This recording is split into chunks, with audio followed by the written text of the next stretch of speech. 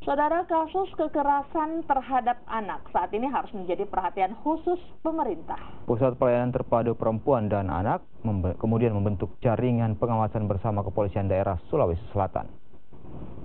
Tim pengawasan ini terdiri dari 20 orang yang akan disebar di sejumlah daerah di kabupaten dan kota.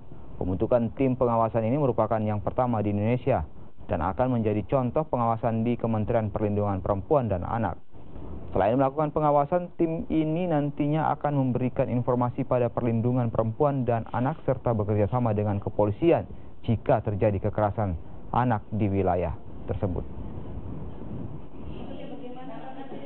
Jadi jika anak-anak seperti itu terjadi, narkoba itu kembali kepada keluarga yang paling dekat. Jadi bagaimana mengatasi anak, dan di sini fungsi daripada jejaring kita berusaha untuk kerjasama agar tidak terjadi hal-hal yang seperti itu.